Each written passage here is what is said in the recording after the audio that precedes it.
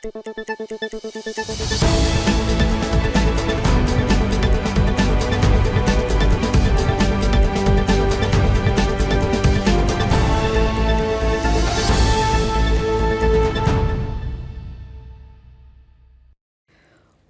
to Kayhan Life. This is your weekly Iran news update. Iran's President Hassan Rouhani said on Thursday that world powers renegotiating the 2015 Iran nuclear deal in Vienna had agreed to lift sanctions on the country's oil, shipping and banking sectors. The claim was denied by an Iranian official who said Washington had no intention of lifting such sanctions during an interview on Iran's Press TV news channel. European diplomats engaged in negotiations for the deal said several difficult issues still needed to be agreed and that success was not guaranteed. The White House said the US remained engaged in the negotiation process and that talks continue to work towards progress.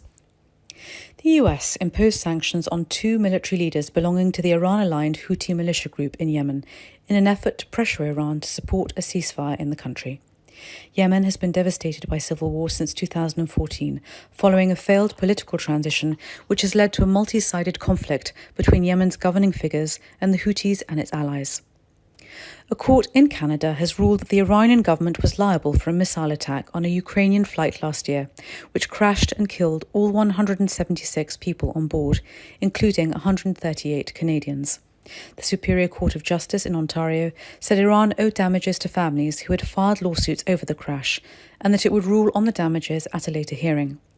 Iran said it did not recognise the judgment and that the court had no jurisdiction to rule on the matter.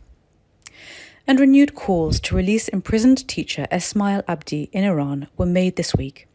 Teachers' associations in Iran have urged trade unions and human rights organisations around the world to demand that the Iranian government release Abdi immediately.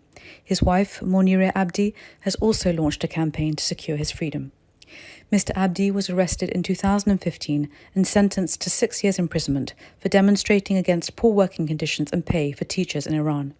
Shortly before his sentence was completed, a new trial was launched, where he was found guilty of propaganda against the system and national security and sentenced to a further 10 years in prison. ممنون که با ما هستید. مراقب خودتون باشید. Thank you for listening and stay safe.